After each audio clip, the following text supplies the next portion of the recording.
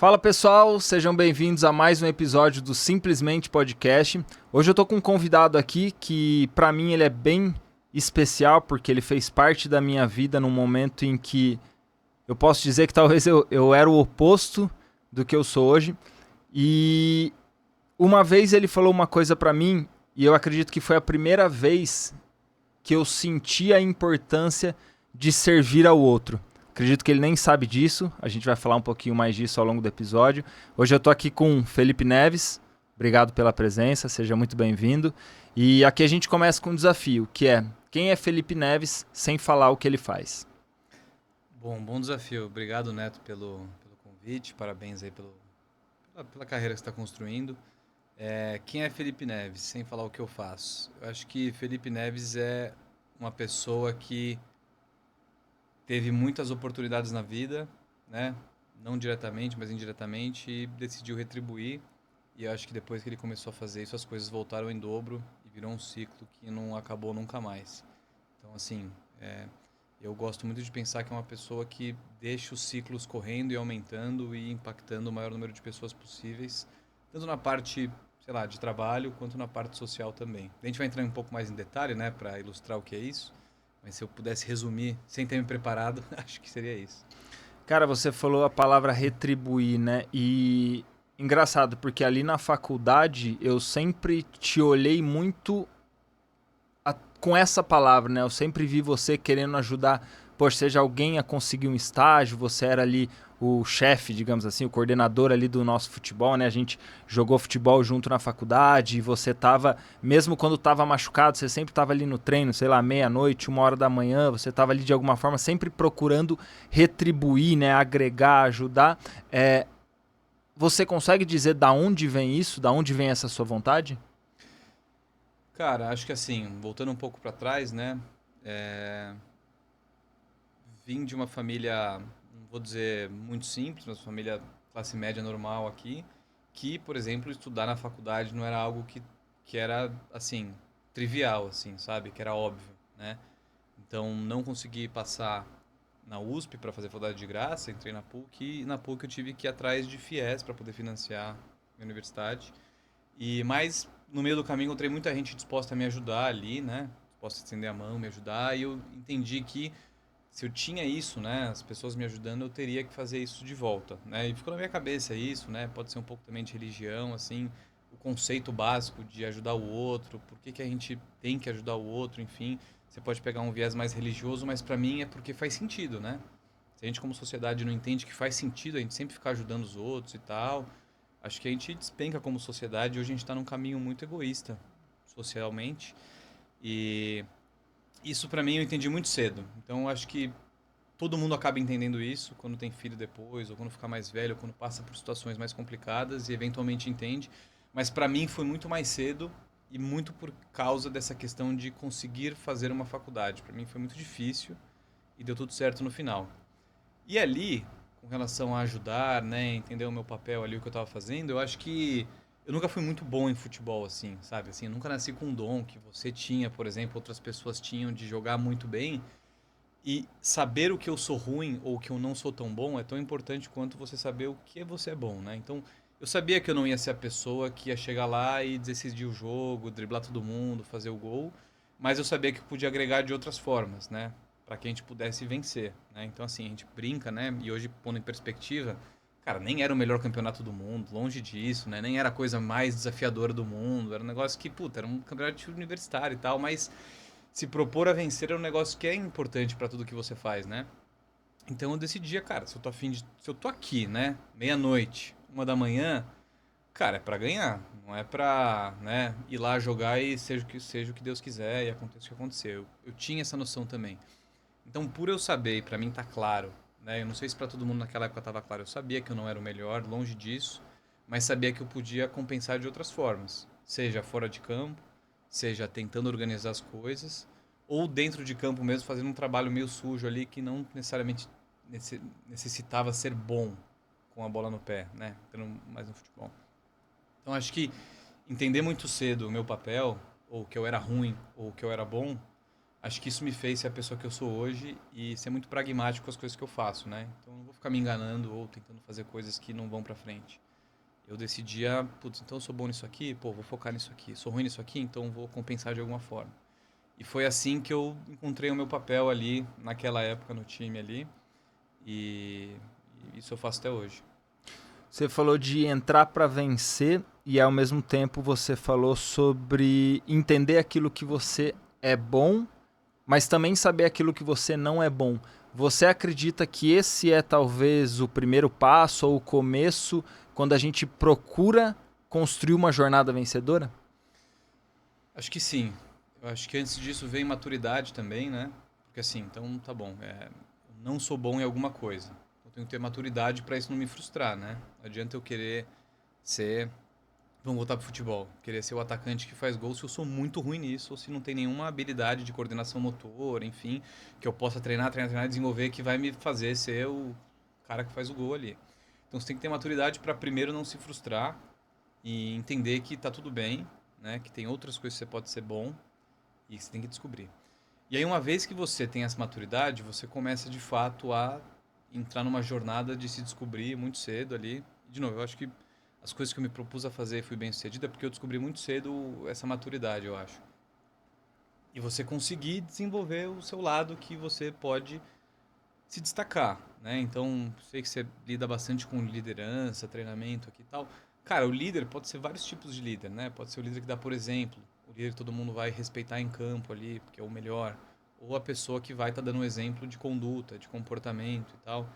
Então, quando você é maduro o suficiente para entender e não se frustrar e saber que você pode se destacar em outros papéis, é aí sim que você começa uma jornada de podar e polir.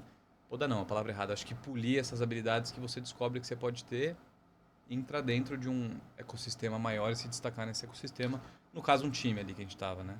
E você, eu tenho você como uma inspiração, né, pelos seus projetos, depois a gente vai falar mais. Um cara que eu sempre vi ali muito centrado, muito conquistador e tudo mais.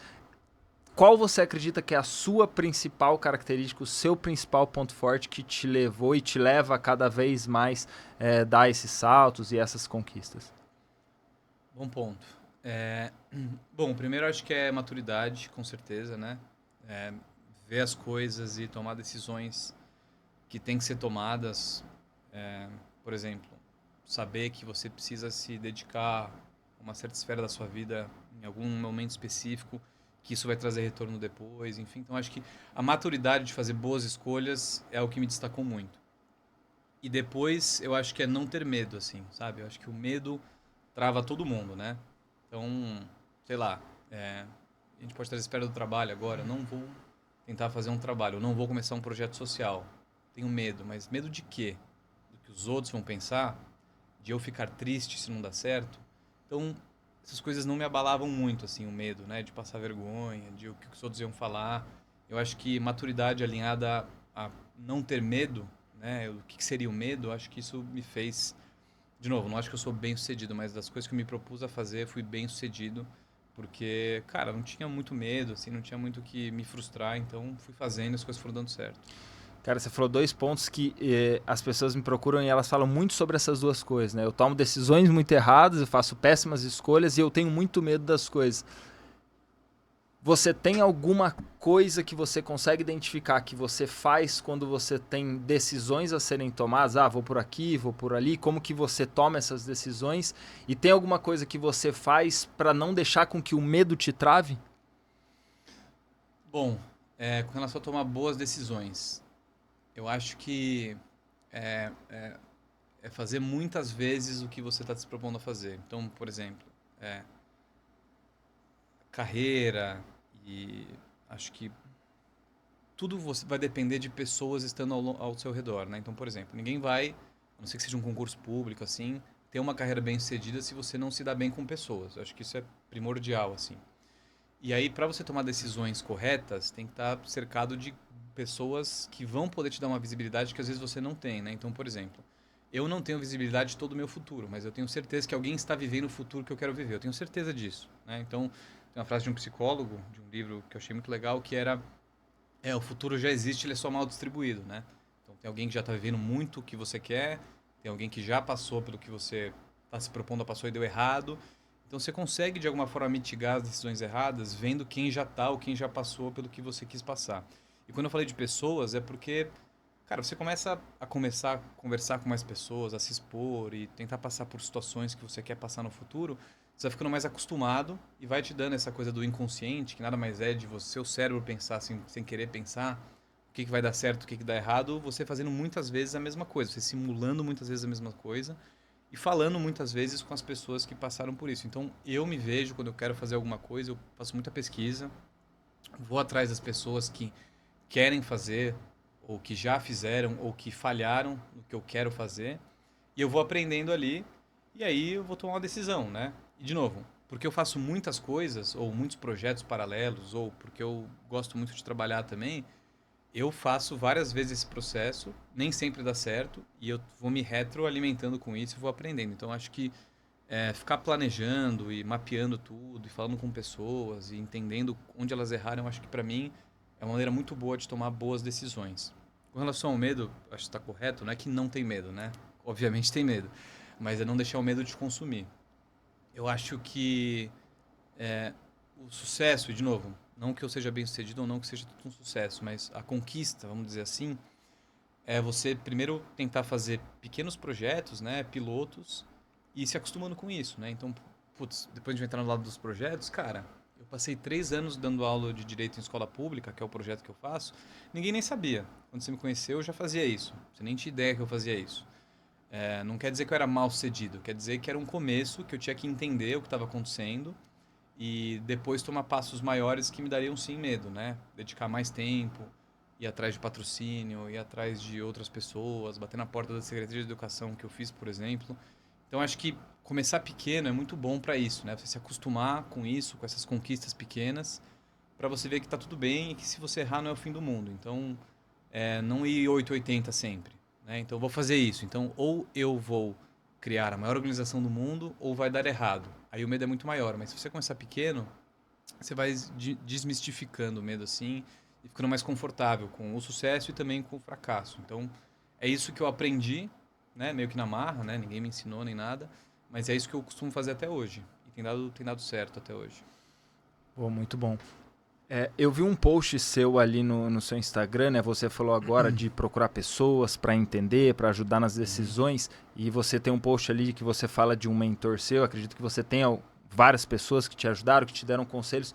Tem algum conselho que você recebeu de alguma pessoa que você fala, cara, esse conselho, essa sugestão, essa dica foi um ponto de virada, foi uma coisa que me ajudou, né? E que você gostaria de compartilhar, que você acredita que é um bom conselho? Cara, tem vários, assim, vários. Acho que o mais emblemático para mim foi quando eu tava no ensino médio.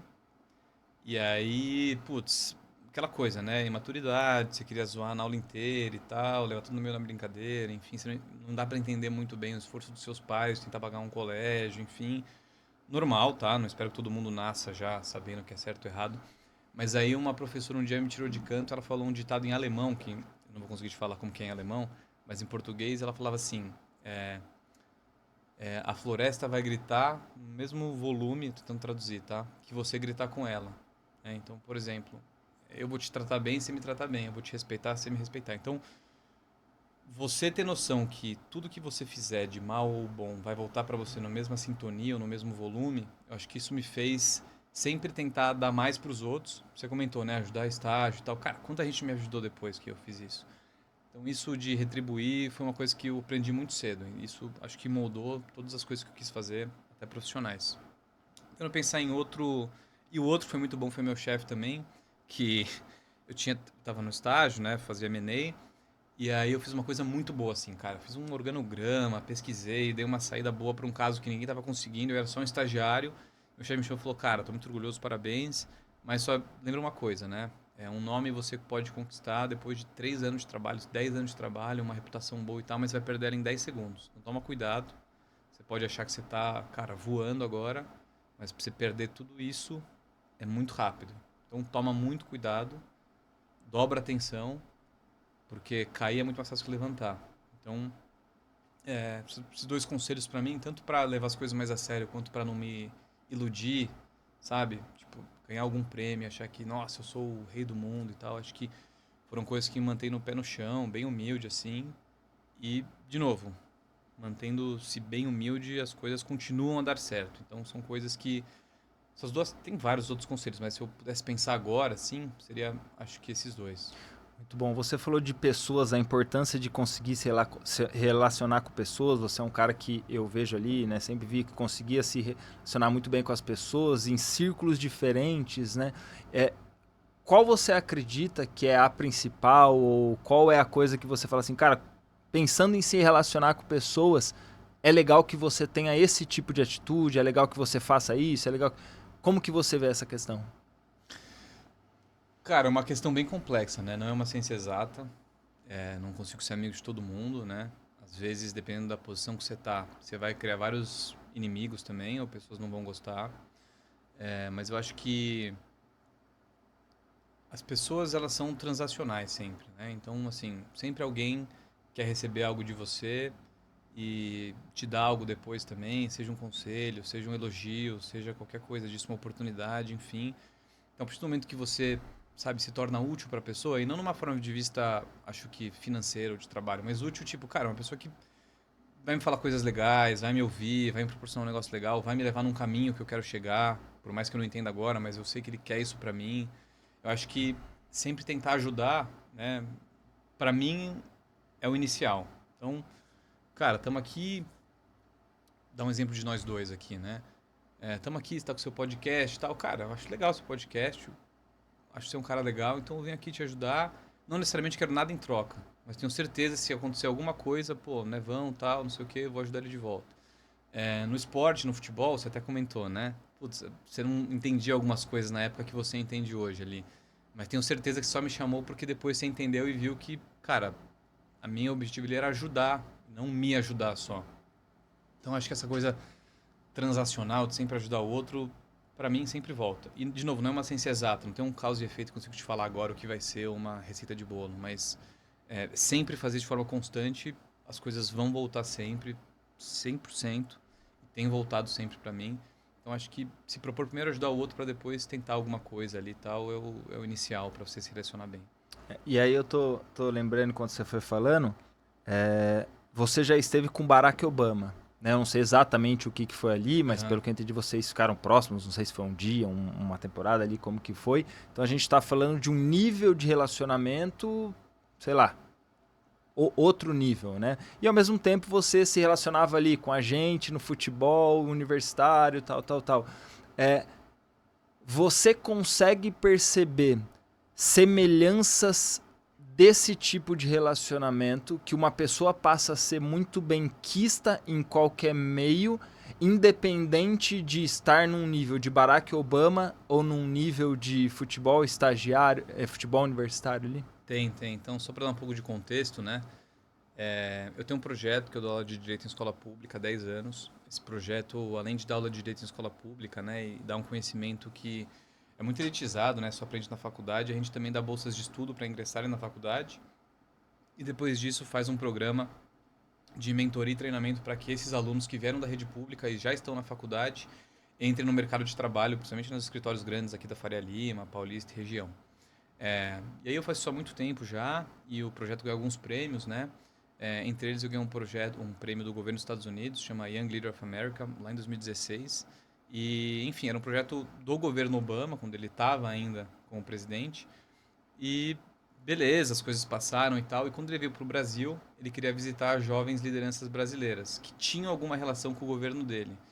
E quando ele fez essa pesquisa, putz, quem passou por projetos do meu governo e tal, chegou o meu nome ali, porque ele também é advogado, né? Ele se formou, ele dava aula de direito constitucional na Faculdade de Chicago. Então ele viu, ele não, né? Acho que a equipe dele, obviamente, ele nem sabe quem eu sou hoje e nem na época, mas viu alguma semelhança, né? Porque eles tinham que pegar projetos diferentes, não tudo igual, e me convidou para passar uma tarde, né? Uma reunião com ele e com outras lideranças, que aí tem políticos, né? Tem o Eduardo Leite, que é governador do Rio Grande do Sul, tem a Tabata Amaral, que é deputada, enfim, e outras pessoas com projetos sociais também. E aí, chegando lá, Cara, primeiro parecia um filme. Até hoje eu não lembro muito bem, assim. Porque eu não sei se você viu uma pessoa muito famosa já, mas, cara, quando eu vi uma pessoa muito famosa desse nível, Nesse nível, que não. de longe foi a mais famosa que eu já vi, é um negócio meio irreal. Você não... Por eu nunca ter passado por isso, é uma coisa que até hoje eu nem lembro muito bem. Meio um borrão, assim. Mas uma coisa que eu aprendi com ele muito e que eu tento me policiar pra fazer hoje, que você se sente bem, é que ele foi o que menos falou de todos ali. Ele claramente era a pessoa mais importante, ele foi o que menos falou. Ouvia, sorria e ele tentou de alguma forma, né, falar com cada um, eram 10 pessoas, né, ele tentou de alguma forma falar com algumas pessoas individualmente, elogiar o projeto das pessoas, né? Então o que eu te falei, a troca, né? Primeiro elogiar, obviamente ele não precisa ser elogiado nem nada, mas nem quer, né? Tipo, o que que ele quer, né? Não quer puxar saco de ninguém para receber um elogio, enfim. Então, uma coisa que eu aprendi muito é sempre ouvir, assim. Então, ouvir primeiro, pôr o outro, acho que no centro da conversa. E isso, puta, se uma pessoa dessa fez comigo, por que que eu não posso fazer com os outros, independente de onde eu tô, né? Numa reunião com ele, ou num treino às 11 da manhã no, sei lá, na Zona Norte aqui de São Paulo, no Terrão. Então, são coisas que você põe em perspectiva, assim, sabe? Né? Você esperava chegar lá e ele falar e eu ficar olhando, mas não, ele queria lá ouvir, escutar. Então isso é uma coisa que me impactou bastante também e põe em perspectiva, né? O que é o papel de um líder assim, né? É alguém que vai ficar falando toda hora? É alguém que vai escutar? É alguém que vai ser mais reativo, né? Se alguém pedir alguma coisa, vai fazer ou não? Então foi uma experiência bem transformadora para mim nesse conceito, né? Do que eu estava esperando, o que aconteceu. Você põe em perspectiva como você trata os outros, né? Dependente do cargo, enfim. Então foi bem legal. Cara, e aí você falou do projeto, né, pra gente entrar um pouquinho nisso, aí você falou, poxa, meu projeto chegou a ser reconhecido ali pelo Barack Obama e tudo mais, passei por essa coisa, só que ao mesmo tempo você lá atrás falou, quando eu já tinha esse projeto ou algo do tipo, uma coisa embrionária, as pessoas nem sabiam. Então, a gente tá falando de uma jornada. Como se manter fiel a uma jornada, principalmente nos momentos mais difíceis, quando está no começo, quando não tem apoio, enfim, como que você conseguiu se manter fiel a essa jornada? Cara, é muito difícil. É bem difícil. Mas similarmente com, sei lá, você pode traçar um paralelo com fazer exercício, por exemplo, mas similarmente com isso, primeiro que tem que ser algo genuíno e que você goste de fazer, né? Se eu estivesse fazendo isso porque eu queria algo em troca ou uma coisa muito específica que não fosse o simples fato de fazer, não aguento, não é sustentável. Então eu gostava de dar aula em escola, né? Eu gostava de ir lá falar uma coisa que eu me sentia bem e sinto bem até hoje. Então falar com os alunos da ONG, direcionamento é uma coisa que eu gosto de fazer. Então não é uma coisa que eu faço por um fim. O fim é fazer. Então esse é o principal para mim, para você ter a paciência de continuar fazendo. Depois, para ter visibilidade, eu acho que é interessante você entender que às vezes, por ser tão legal o que você faz, ou ser tão satisfeito em fazer, as coisas vão acontecendo sem você querer, assim. Eu não procurei isso, né? As coisas vieram até mim porque o que eu fazia era bom, era bem feito, fazia sentido e causava impacto de fato. Então as coisas começam a acontecer. Mas depois, assim, ONG vive de marketing, ONG vive de visualização, assim, visibilidade era a palavra que eu queria falar. Então, assim, óbvio que preciso que as pessoas vejam o que eu estou fazendo, preciso de patrocínio, preciso de tudo isso. Então, acho que a paciência de entender que eu estava num caminho certo, né? E, de novo, tomar decisões boas, pesquisando e mapeando, fizeram que tudo desse certo. Mas acho que a paciência tem muito a ver com você gostar do fazer, e não do resultado só. Se você foca só no resultado, não vai dar certo. Cansei de ver gente entrando na ONG ali para participar que foi legal, tá, mas eu queria isso aqui para encher currículo, né, para fazer um mestrado fora. Eu queria isso aqui para postar no Instagram. Eu queria isso aqui e vai embora depois de um tempo. Tem gente que tá lá comigo há 10 anos e esses gostam de fazer. Tem gente que tava lá por um tempo, gostavam do resultado ou gostavam de fazer e depois tinham outras coisas para fazer, não vou julgar também, mas eu acho que tem que gostar muito do fazer e não só do resultado, porque senão não sustenta, senão eu ia ter largado há muito tempo atrás. E aí, você falou são 10 anos, né? 10 anos. E vocês estão, você falou, vocês formaram a primeira turma agora. Então assim, 10 anos, porque nos 3 primeiros anos era só dar aula de direito em escola pública. Depois a gente criou um negócio que chama Olimpíada Constitucional, que é uma competição dos alunos da rede pública, tipo de matemática, mas sobre a Constituição. e que quem ganha uma bolsa no cursinho, que é o Ângulo, que é o nosso patrocinador. E aí eles, acho que incentivados pela Olimpíada e por tudo, eles iriam fazer direito, né? Então a gente acompanhava eles no vestibular, direcionava, olha, você vai pelo ProUni, você vai pelo Sisu, você pega um FIES, enfim, ou você vai nas cotas da rede pública, porque a maioria são negros também, então tem as cotas para eles poderem utilizar. E, e aí, então, 3 anos, depois a primeira Olimpíada, e depois de um ano de cursinho, a primeira galera começou a entrar na faculdade. Então, isso 5 anos atrás. E agora, 5 anos depois, eles estão se formando na faculdade, né? E é fechar um ciclo. Mas aí são outros desafios, né? Porque agora que eles se formam, e aí? Tem que conseguir continuar no emprego, conseguir um emprego, ser promovido, ser efetivado, virar líder, virar sócio. Então, é outro desafio que eu acho que não vai acabar nunca, né? É uma jornada. Mas o grande ponto dessa jornada que a gente tem ali é criar uma comunidade. Então, a gente tem mais de 100 bolsistas hoje, que eles vão se autoajudar. E eu não vou precisar ficar toda hora pegando na mão, porque, enfim, os desafios mudam também, né? Hoje, ser efetivado não era que nem quando eu fui, né? Eu fui 7 anos atrás, então é diferente. Tem outras pessoas com informações melhores que as minhas. Então, é criar um programa que eles vão se autoajudar e se autoalimentar com as informações que precisam para virar mais perene, né? Eu não precisar pegar na mão e ficar indo até o final como eu fazia 5 anos atrás. Mas então é isso que está fechando o ciclo. E dessas pessoas que vocês pegaram lá atrás e que estão se formando e que estão, digamos assim, sendo bem-sucedidos nesse projeto, você consegue ver alguma característica em comum entre essas pessoas que engajam, que se interessam e que fazem acontecer dentro do projeto? Cara, tem muitas, né? A principal característica de todos ali é que todos vieram de famílias de baixa renda, uma situação de vulnerabilidade socioeconômica. E o que eu vejo é que eles passaram por desafios muito pesados durante a infância ali. Então, desafios assim, de não ter o que comer, de não ter onde morar, de não ter como estudar, de, sabe, ver a mãe pegando 4 horas de condução e voltar para, enfim, trabalhar em empregos secundários. Então, ao ver esses problemas muito grandes, vivenciar quando criança, eu acho que é uma propensão de segurar a barra muito melhor em problemas que são relativamente menores, né? Que é o estresse do trabalho, que são, sei lá, ao invés de trabalhar 6 horas, estar trabalhar 7, não vira um problema para eles, né? Um negócio mais tranquilo, né? Então eu vejo que é uma propensão à resiliência muito maior, porque já passaram por desafios muito maiores enquanto eles eram mais novos. Tiveram que amadurecer muito antes também do necessário, né? Então eu vejo que é uma resiliência maior e tem muito a ver com até uma coisa minha também, que ter amadurecido um pouco mais cedo, né? Entender que tem que tomar decisões e fazer boas escolhas muito mais cedo. Então hoje, né, se eles vão entrar, por exemplo, num estágio e tem alguém que é, já vem de famílias muito ricas e tal, putz, quem vai estar afim de pagar o pato e trabalhar até muito tarde, se esforçar o dobro e tal?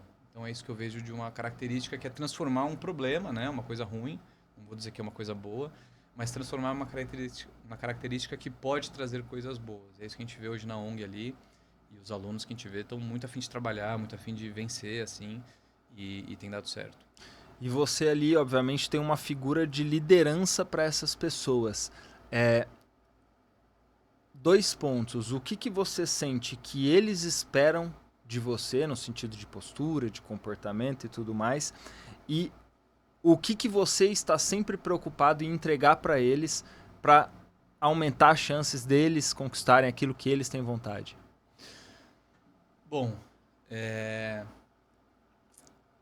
cara, eu acho que o que eles precisam muitas vezes varia muito, né? Assim, é que assim, falar de um programa de diversidade e inclusão não é uma coisa que é uma aula ou uma coisa fixa, né? Um treinamento fixo. Vai depender das pessoas. Cada um tem seu desafio, seu passado. O que eles precisam muitas vezes é alguém que os escute e dê um direcionamento. E eu, numa posição que já passei por esse período de estágio, efetivação, né? Trabalhar bastante tempo, estar em posições legais no mercado e tal, eu acho que isso eu consigo dar. Então é escutar, tentar direcionar e principalmente conectar. Às vezes eu não sei a resposta, eu sei quem sabe a resposta. Então não é que eu sei a resposta de tudo, mas eu posso direcionar eles para a minha rede de apoio ali, que pode ajudar, né? Então, putz, alguém quer fazer direito trabalhista. Eu nunca fiz direito trabalhista, não posso ajudar, mas eu tenho amigos que fazem. Contencioso, enfim, várias áreas do direito. Então eu consigo ser esse papel de uma pessoa que vai ouvir, direcionar e dar um caminho para que eles tentem entender por si só. Eu acho que é isso. Então, o meu papel hoje ali é um papel de primeiro tentar receber um problema, digerir esse problema e direcionar. E às vezes eu tenho a resposta, às vezes não. Mas é isso e de comportamento que eu tenho que ter, tem que ser sempre a pessoa assim. Até hoje isso. A gente visita todos os escritórios, né, de São Paulo praticamente. A gente tem encontros nossos, né, que a gente faz só a gente ali. Eu sou o primeiro a chegar, sempre. Sempre, sem exceção, né? E é o que eu cobro deles. Tem que chegar no horário. Se não chegar no horário, você está fora do programa. É uma regra que a gente tem lá. Então você tem 3 faltas durante o programa, são, sei lá, 20 encontros, você pode faltar 3 vezes. E mais de 15 minutos de atraso é falta. As regras são essas. Mas se eu tenho essas regras e chego meia hora atrasado, não vou e tal, cara, mesmo com filha, assim tal, cara, eu tô me propondo aí, eu vou. Eu vou estar lá no horário. Então eu sou sempre o primeiro a chegar, sempre vou. Óbvio, imprevistos acontecem com todo mundo tem que entender, mas assim, curso normal dos negócios, eu sou o primeiro a chegar e tenho que estar lá dando exemplo. Então, ainda hoje eu preciso dar o exemplo. Se eu não der o exemplo, todo o meu discurso cai por terra e eu falar de comprometimento e tal. Se eu não estou comprometido, não adianta nada. Então, hoje, 10 anos depois, um monte de gente já no projeto, eu super feliz com a minha vida profissional, que, enfim, é desafiador ainda, requer muito do meu tempo ainda. Eu sou o primeiro a chegar nos encontros com eles, que são para eles, não é nem para mim. Então isso é uma coisa que eu não abro mão, que acho que isso dá um exemplo muito forte, assim, que eu acho que espero que eles entendam e possam levar para a vida também. Você acabou comentando aí que você está com uma filha, né? Filha pequena, menos de 2 anos. E quando você começou toda essa vida, essa jornada cheia de coisa, morando em São Paulo e tudo mais, você não tinha essa vida, né? Sim. Não tinha filha. E agora com essa vida muito mais exigente e tudo mais, como dar conta de tudo isso e mesmo assim continuar entregando com qualidade? É um desafio, é, não tem a resposta certa, tá? Mas até o CEO do Google, onde eu trabalho, ele deu uma palestra um dia que ele falou que a vida é um malabarismo, assim, né? De bolinhas, né? E daí você tem bolinhas de borracha e bolinhas de cristal. E aí você fica fazendo malabarismo com a certeza que com certeza alguma delas vai cair. Só que a única coisa que você pode decidir não é que elas não vão cair, é qual vai cair. E tem momentos da sua vida que tem bolinhas que são de cristal, que se cair vai quebrar e não vai voltar. E bolinhas são de borracha, que vai cair, depois você pega, depois de um tempo, ela volta, ela pinga, você consegue voltar ali. Então é priorizar e tentar tomar boas decisões para priorizar, né? Então, por exemplo, hoje não consigo. Hoje tem gente que trabalha no projeto, tem encontros que eu não consigo ir por causa do trabalho da minha filha, então vai outra pessoa.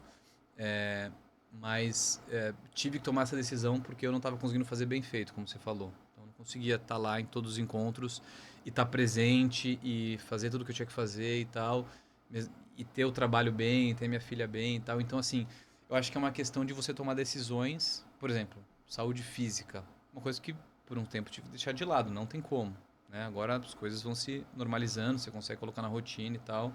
E tem que ser algo que seja parte da sua rotina, né? Como a gente estava falando, não tem que ser tipo, vou ficar magro, vou ficar em forma. Não, tem que ser algo que faz parte ali, senão não vai dar certo. Mas achar um equilíbrio é muito difícil. Então eu não espero e não vendo que é tudo perfeito, mas você tem que priorizar e saber que algumas coisas vão dar errado. Né? Tive que deixar a ONG de lado algumas vezes, com a certeza que alguém ia cuidar ali. Então hoje no projeto Construção na Escola, que é a parte de dar aula na escola pública, tem uma pessoa que está como presidente hoje. Esse ano, ela está com a gente há 6 anos, ela chama Paula. Falei, Paula, ó, eu quero que você dê conta, porque eu não consigo mais dar conta como eu gostaria. Então, é ter a maturidade de novo de você tomar umas decisões ali, de não tentar abraçar o mundo. Porque não vai dar certo. Não vai dar certo, alguma coisa vai quebrar, e tem coisa que não pode quebrar. Então, acho que esse exercício é constante, né? De você toda hora ficar repensando, putz, agora eu preciso focar um pouco mais nisso, deixar isso aqui de lado um pouco. E para dizer que não tem uma resposta, não tem uma ciência exata, né? Você ficar revisitando isso toda hora e calibrando ao longo do caminho. Você falou do CEO do Google, né? Eu tô lembrando aqui, eu tava ouvindo um podcast do Benchmall e ele falou assim, cara, eu só consegui, né, sair da XP lá, dando um curso pra XP que é hoje, porque eu de tempos em tempos eu fui me tornando uma nova pessoa, abandonando algumas coisas, desenvolvendo Sim. outras. Quais são as coisas, as características, as competências que o Neves, né, sei lá, de quando eu conheci, ele teve que abandonar, se é que teve alguma coisa, e quais foram as que ele teve que desenvolver para, enfim, dar conta de tudo que ele tem hoje, do cargo, enfim, de todos os trabalhos, de ser pai e tudo mais. Cara, um momento de auto-reflexão aqui, mas eu tive que abandonar. Eu acho que chega uma hora que você tem que parar de ser muito controlador, assim, uma coisa que eu abandonei um pouco, assim, sabe? Querer que tudo, sabe? Querer estar em cima de tudo, você vai ficando mais velho, você tem que ver que tudo bem você pedir ajuda, né? Tudo bem as pessoas te ajudarem, tudo bem alguém ser mais inteligente que você ou melhor que você, e você tem que tirar proveito disso, né? Então, acho que não ser muito controlador foi uma coisa que... Controlador não quer dizer preocupado, tá? Preocupado eu ainda sou muito, mas assim, controlador e querer fazer tudo é uma coisa que você tem que deixar de lado um pouco. E vai de novo com esse negócio de equilíbrio, né? De não tentar abraçar o mundo. Coisa que eu tive que desenvolver, acho que paciência, muito paciência. E, de novo, acho que a coragem, assim, sabe? Uma coisa que você nunca cansa de desenvolver coragem, né? De fazer as coisas que você obviamente tem medo, mas que você não foca muito no medo, você foca mais no que você acredita mesmo e vai fazendo. Então, acho que desenvolver muito essa parte de ser mais corajoso, de fazer as coisas, não se preocupar muito com o que os outros vão pensar, isso desenvolvi um pouco. E ainda penso no que os outros vão pensar, mas menos do que antes, né? E você fica mais em paz e só vai melhorando, né? Pensar o que os outros vão pensar, você pode falar sobre isso também, mas acho que é uma coisa que você tem que desapegar um pouco, senão você não vive. Senão você não consegue fazer coisas grandes, eu acho. Porque senão você sempre vai ficar preocupado com tudo e o que a pessoa está pensando e tal. Mas acho que foram essas... Se eu pudesse falar agora, pensando agora, seriam essas duas coisas. Show. E acredito que nessa jornada, sem dúvidas, teve tropeços, erros, fracassos, enfim, cada um encara de uma forma. Como você lida com isso? Porque eu vejo muitas vezes que as pessoas, ao longo da jornada, elas passam por erros, por fracassos e elas acabam desistindo quando essas coisas acontecem. Como que você lidou com isso? Como que você lida quando acontecem essas coisas? Como dar a volta por cima, enfim. Cara, acho que assim, eu... E voltando às coisas que eu faço, né? Eu fracasso várias vezes na semana, assim, várias vezes, assim. Em escala menor, escala maior, vida pessoal, vida profissional. Mas eu acho que eu me preparo muito para não fracassar com as coisas que realmente eu me proponho a fazer de verdade, assim. E aí, quando eu falo muito com os alunos da ONG, né? Que eu quero que eles estudem fora também e tal. Que para mim foi uma coisa que muito difícil de acontecer e aconteceu. Mas são... Você tem que ser muito obcecado pelo que você quer, isso é uma coisa muito difícil, sabe?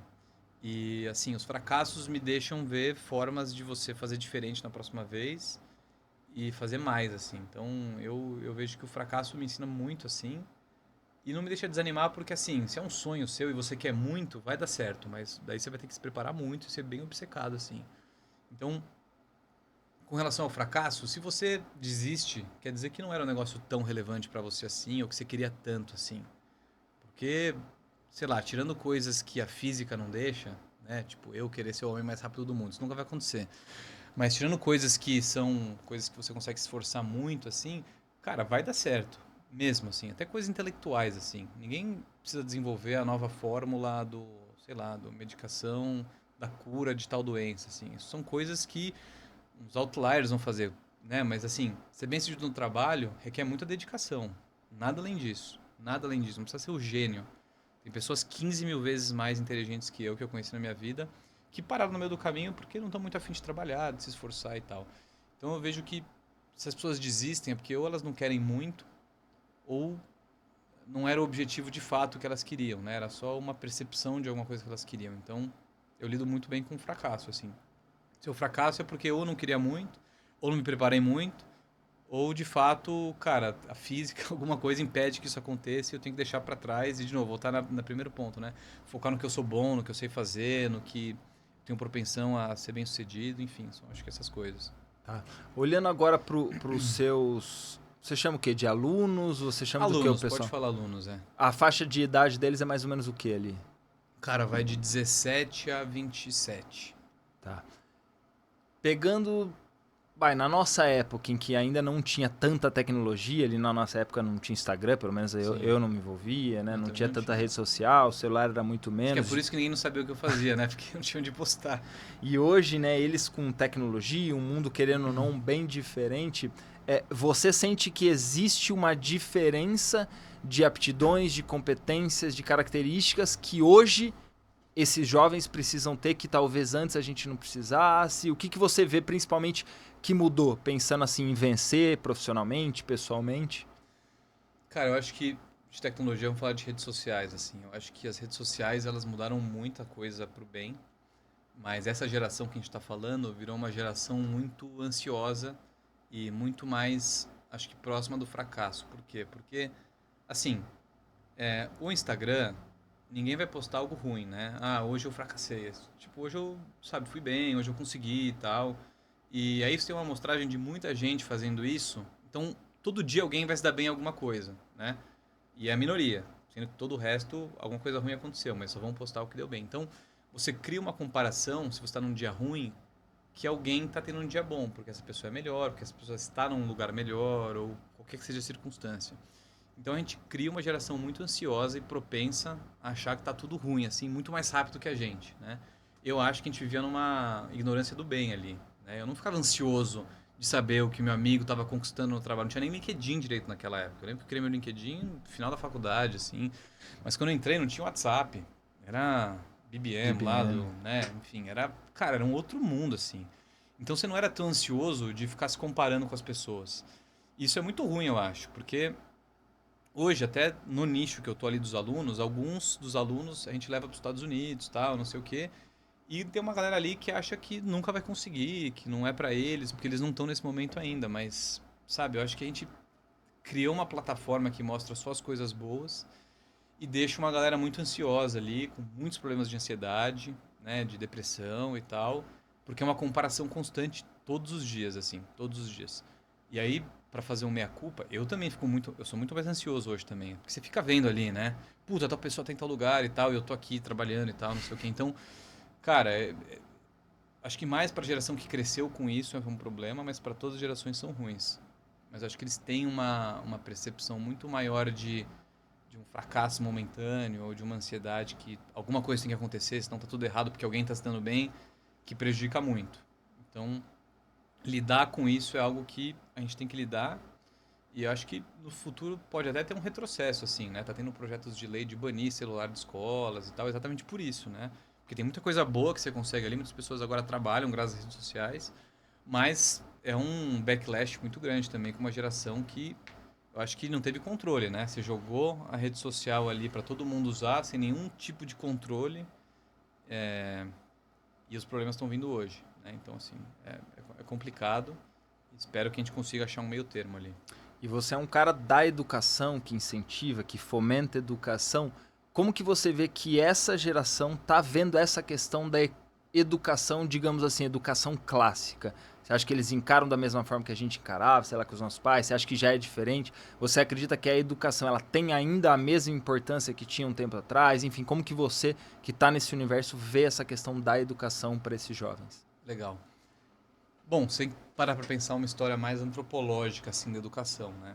Então, antigamente era uma questão mais de transmissão de informação, né? Então, por que existia uma biblioteca lá atrás ou sei lá, 50 anos atrás? Porque nem todo mundo conseguia adquirir um livro ou tinha acesso a certos livros. Poucas pessoas tinham, não era tão fácil assim ter livros, né, à disposição. Então você tinha que ter um local físico que as pessoas fisicamente iam até lá para ter acesso a algum tipo de informação. A mesma coisa se fazia com professores, né? Então, o pensamento crítico, as aulas e tal, você só conseguia se você estivesse presencialmente numa escola, numa universidade, enfim. Então, você criou um conceito de educação formal, seja ensino básico ou ensino superior, que é um conceito muito grande de espaço físico, né? Porque você tinha essa questão de você tinha que ir a algum lugar acessar algum tipo de informação. Hoje, essa premissa não existe mais, né? O livro você acessa do seu celular. A aula você acessa do seu celular, aonde quer que você esteja. Então, o papel da educação, ele não se limita mais a dar acesso à informação.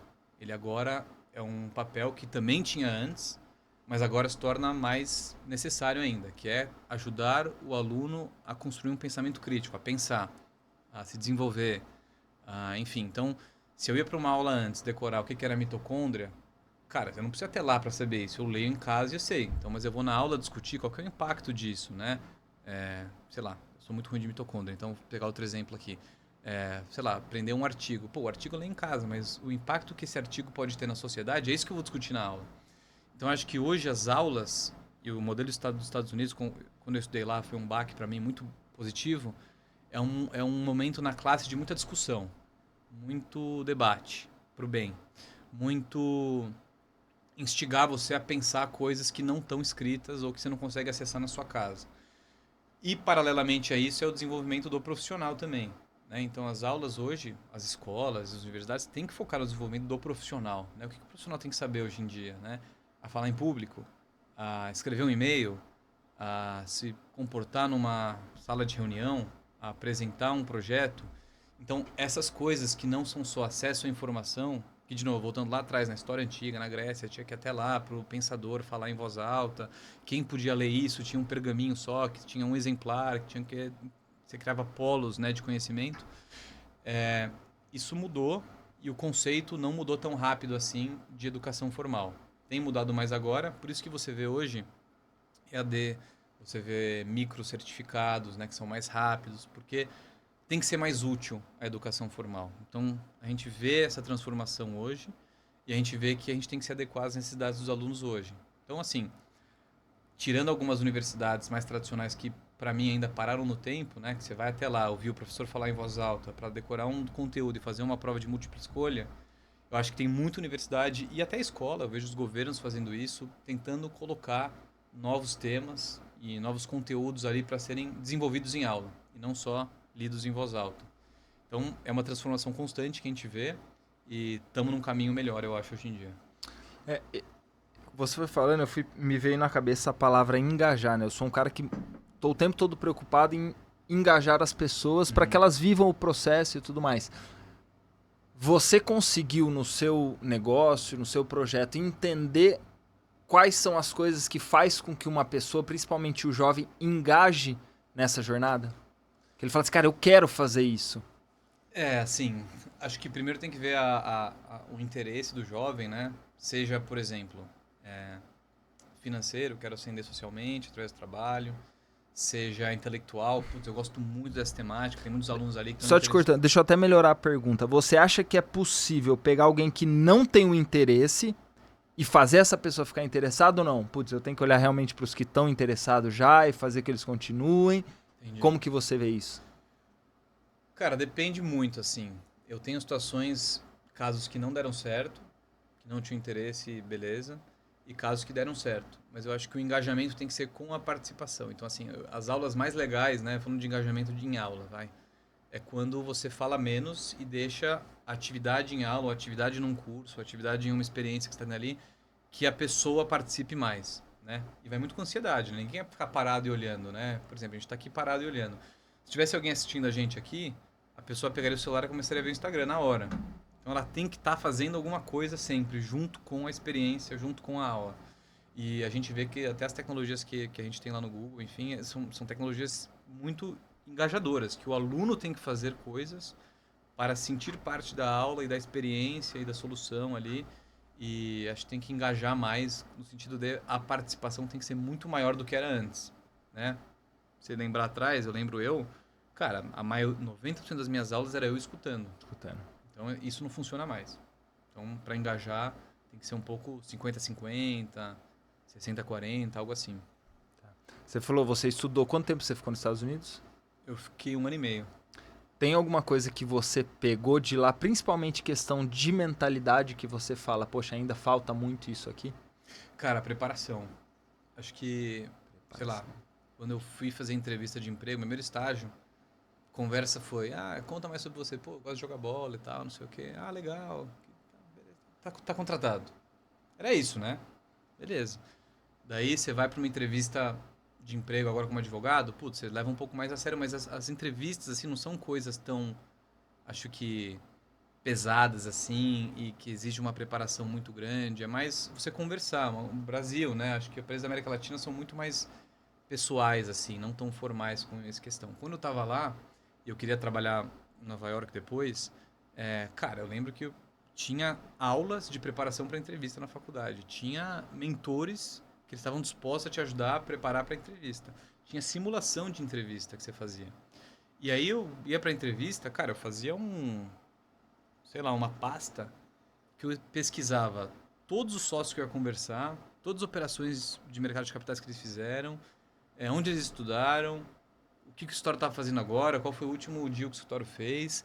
Então, cara, você ia ali, não tinha resposta que você não sabia responder. Então, esse negócio de preparação, eu acho que eles estão anos-luz, assim, até para aula. Então, para aula, eles passavam o conteúdo, você tinha que chegar lá com o conteúdo lido, tudo que o professor ia discutir, porque ele fazia cold call, né, que era chamada fria, né? Por exemplo, ele ia pegar assim, Felipe, me explica o caso, sei lá, X versus Y. Você tinha que explicar qual era o problema, qual foi a decisão do juiz e o que isso impactou daqui para frente. Então, esse negócio de preparação, cara, lá tá anos-luz, assim, no sentido universitário, assim. O que as faculdades estão dispostas a fazer para o aluno, a ensinar o aluno a se preparar e cobrar dele também. Acho que isso tá lá anos-luz. Anos-luz. Pô.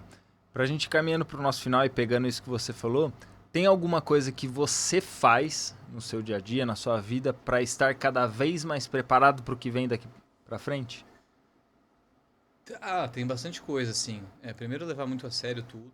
E o segundo, eu acho que é sempre eu mesmo pensar no depois, sabe? Então, por exemplo, quero fazer um programa, ou quero fazer uma atividade nova dentro da ONG, ou quero lançar um produto novo dentro do Google, alguma coisa assim.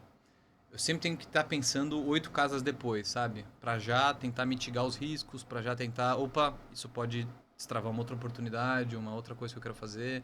Então acho que sempre essa e a ansiedade do bem, eu acho, é você meio que tentar desenhar o bem depois também, para as coisas irem acontecendo e você já saber o que você tem que fazer depois.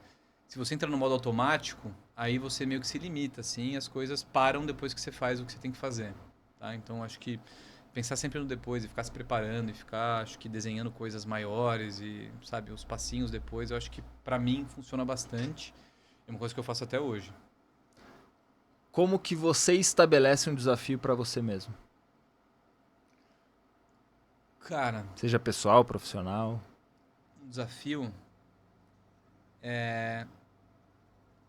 Eu acho que, voltando ao que eu falei, é meio isso, né? Tipo, é sempre pensar algo a longo prazo, assim. Para mim, esse que Longo é o prazo. grande desafio, né? Então, quero fazer uma coisa, né? Então, estou construindo as coisas da ONG, por exemplo.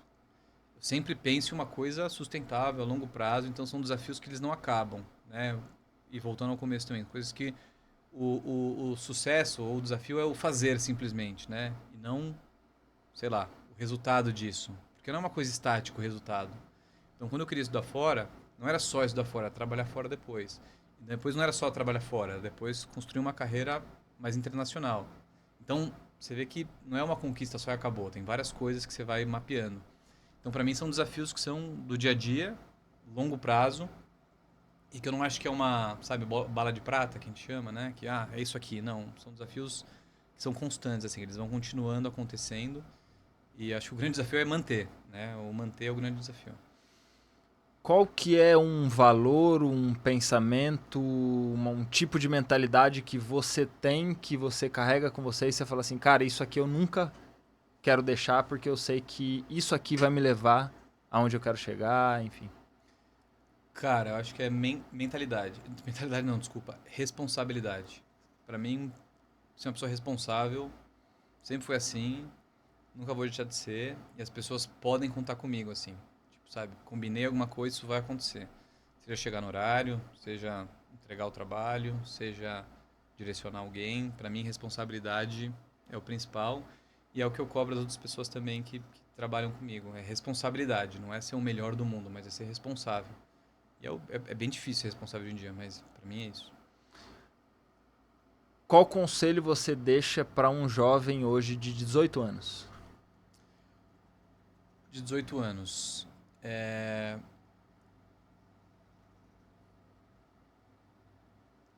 Acho que um conselho seria que vai ser muito difícil tudo. Vai ser mesmo. Viver já é bem difícil, assim.